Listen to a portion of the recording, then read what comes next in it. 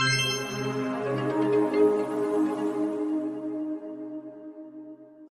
दोस्तों, स्वागत है आपका राघव प्रीस में। आज हम लोग एक लेटेस्ट जजमेंट सुप्रीम कोर्ट का डिस्कस करेंगे। इसका नाम है Hemlata disease bye legal representative versus Tukaram disease bye legal representative 2026। ये सुप्रीम कोर्ट का जजमेंट है। अगर डेट ऑफ डिसीजन की बात की जाए तो 23 जनवरी 2026 को आया था। दो जो जजेस थे जिन्होंने ये जजमेंट दिया था वो है justice Rajesh Bindal and justice Manmohan. दो एक्ट इसमें मेजरली जो है इंक्लूडेड है, section 17 of registration act 1908 and section 54 of transfer of property act 1882। अगर मैं फैक्ट्स की बात करूं तो फैक्ट्स बहुत सिंपल से फैक्ट्स है कि रिस्पोंडेंट ने एक मॉर्गेज साइन किया था अपीलेंट के साथ में, और क्योंकि रिस्पोंडेंट जो है रीपे नहीं कर पाया था डेब्ट, इस वजह से जो वो प्रॉपर्टी थी वो प्रॉपर्टी अपीलेंट को ट्रांसफर कर दी गई। अब ट्रांसफर करने के लिए क्या किया गया कि एक रजिस्टर्ड सेल डीड जो है वो क्रिएट की गई, जिसके अंदर जो अपीलेंट था वो एक exclusive owner of the house, जो कि प्रॉपर्टी थी उसका जो एक्सक्लूसिव ओनर बन गया अपीलेंट। लेकिन डिस्पाइट द सेल होने के बावजूद भी रिस्पोंडेंट ने क्या किया, उस घर को नहीं छोड़ा और वो उसने एग्रीमेंट कर लिया अपीलेंट के साथ में, और जो एग्रीमेंट 14 महीने तक चला। मॉर्गेज रिस्पोंडेंट ने 14 महीने तक रेंट पे किया अपीलेंट को। लेकिन जब अपीलेंट ने एविक्शन प्रोसीडिंग स्टार्ट करी 1975 के अंदर, तो रिस्पोंडेंट ने क्या किया, रिस्पोंडेंट ने एक सूट फाइल कर दिया 1977 के अंदर, जिसमें उसने ये क्लेम किया कि जो सेल डीड क्रिएट की गई थी वो शैम थी and was actually a mortgage to secure a loan. Sham का यहाँ पे मीनिंग हुआ कि डिसेप्टिव सेल थी जिसका एक्चुअल इंटेंट कुछ और ही था, और सामने जो था उसको केवल एक सेल डीड के द्वारा सेल डीड जो है शो कर दिया गया था। ट्रायल कोर्ट और फर्स्ट अपीलेट कोर्ट ने जो सेल थी उसको जेन्युइन करार कर दिया गया था, लेकिन हाई कोर्ट ने trial court and first appellate court के जजमेंट को रिवर्स कर दिया और उस सेल डीड को क्या माना, उसको एक मॉर्गेज डीड मानी।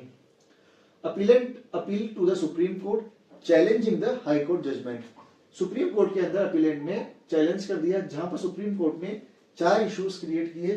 जो फर्स्ट इश्यूज है वो बात कर रहा है whether the registered sale deed carries a presumption of validity and genuineness that prevents it from being lightly declared a sham। क्या रजिस्टर्ड डीड जो है, रजिस्टर्ड सेल डीड इतनी इजीली शैम डिक्लेयर कर दी जा सकती है? सेकंड इशू बात कर रहा है whether sale deed executed in lieu of mortgage can be treated as a mortgage without cogent evidence।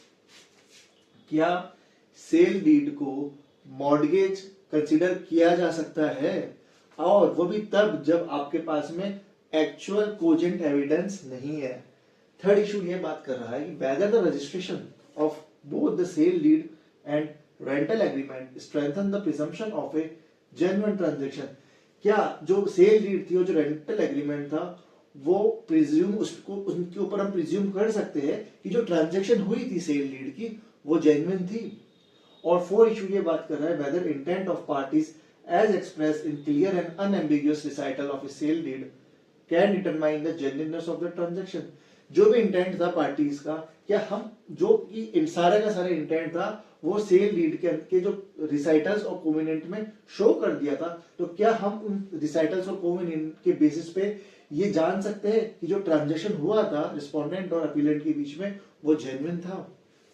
अब जो जजमेंट था सुप्रीम कोर्ट का, उसके अंदर सुप्रीम कोर्ट ने सेट असाइड कर दिया था हाई कोर्ट का जजमेंट और फाउंड किया था कि जस्टिस मनमोहन जो थे उन्होंने जजमेंट को ऑथर्ड किया था और उन्होंने रिस्टोर कर दिया फर्स्ट अपीलेट कोर्ट के डिसीजन को। The court emphasised that registered document carry a strong presumption of validity and genuineness. जो रजिस्टर्ड डॉक्यूमेंट था वो स्ट्रॉन्ग प्रिजम्पशन कैरी करता है validity and genuineness of the transaction के regarding. The court held that a registered sale deed cannot be lightly declared as a sham। जो cell deed है उसको आप इजीली डिक्लेयर नहीं कर सकते कि वो एक शैम है तब तक जब तक कि आपके पास में कोजेंट प्लीडिंग से भी कन्विंसिंग एविडेंस नहीं हो। एक सब्सटेंशियल एविडेंस होना जरूरी है, उसके बाद ही आप किसी सेल डीड को क्या डिक्लेयर कर सकते हो, शैम डिक्लेयर कर सकते हो। The court noted that the recitals and covenants in the sale deed were clear, categorical and unambiguous। कि जो recitals और जो covenants sale deed के अंदर दिए गए थे उनके बेसिस पे सुप्रीम कोर्ट ने ये माना कि प्रॉपर जो इंटेंशन था दोनों पार्टीज का वो क्लियर था, कैटेगोरिकल था और अनएम्बिगुअस, किसी भी तरह का उसमें कोई भी इशू नहीं था। The court affirmed the intent of parties to conduct an outright sale of the property for valuable consideration of 10,000. Court ने माना कि जो इंटेंट था दोनों पार्टी का वो सेल ऑफ डीड ही था, वो सेल ही था उस प्रॉपर्टी का, किसी भी तरह का मॉर्गेज नहीं था, जिसके अंदर 10,000 जो था वो कंसिडरेशन यहाँ पे माना गया।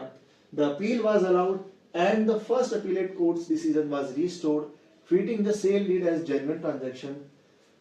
अगर यहाँ पे हम लोग कुछ कंक्लूजन्स यहाँ पे देखें, the registered sale deed carry a formidable presumption of validity and genuineness, की जो रजिस्टर्ड सेल डीड है वो एक सब्सटेंशियल प्रिजम्पशन ऑफ वैलिडिटी और जेन्युइननेस में मानी गई है। A registered sale deed can not be casually और lightly declare as a sham to oppose a sale transaction, कि आप कोई भी पर्सन जो है मुंह उठा के नहीं आ सकता और कह देवे कि ये जो पर्टिकुलर सेल डीड जो है वो शैम है। Clear and unambiguous recital in the registered sale deed are sufficient to establish the intent of the parties for a genuine sale. आप अपने सेल डीड के अंदर क्या लिखते हो उसके अंदर ये अगर क्लियर हो जाता है कि आप लोग जो ये सेल डीड कर रहे हो उसमें जो रिसाइटल्स और कोवेनेंट से ये चीज क्लियर हो जाती है कि ये पर्टिकुलर डीड जो है सेल के लिए ही क्रिएट हुई है, तो उस कंडीशन के अंदर उसको एक जेन्युइन सेल कंसीडर किया जाएगा। Cogent evidence is required to challenge the registered sale deed's authenticity की एक बहुत इंपॉर्टेंट सब्सटेंशियल हार्ड आपको एविडेंस जो है शो करना पड़ेगा अगर आप सेल डीड को शैम डिक्लेयर यहाँ पे कर रहे हो। अगर मैं एनालिसिस की बात करूं, the court reinforce the principle that registration imparts sanctity and legal certainty to documents, की जो भी डॉक्यूमेंट्स क्रिएट होते हैं, जो भी रजिस्टर्ड डॉक्यूमेंट्स जो है बनाए जाते हैं, उनकी सैंक्टिटी और लीगल सर्टेनिटी को यहाँ पे कोर्ट ने बरकरार रखा है। यूं नहीं कि कोई भी डॉक्यूमेंट अगर रजिस्टर्ड है तो उसको आने वाले टाइम में उसको शैम कहकर उसको क्या नकार दिया जाए। The judgment clarified the distinction between sham transaction and genuine sales executed in lieu of mortgages. By restoring the first appellate court decision, the court upheld protections for bona fide buyers relying on registered deeds. Court ने यहाँ पे जो भी bona fide buyers जो भी सही मन से कोई भी प्रॉपर्टी को अगर खरीद रहे हैं तो वहां पे उनके प्रोटेक्शन के लिए ये जो केस है कहीं ना कहीं बहुत स्ट्रॉन्ग केस यहाँ पे डिसीजन दिया गया इस केस के अंदर।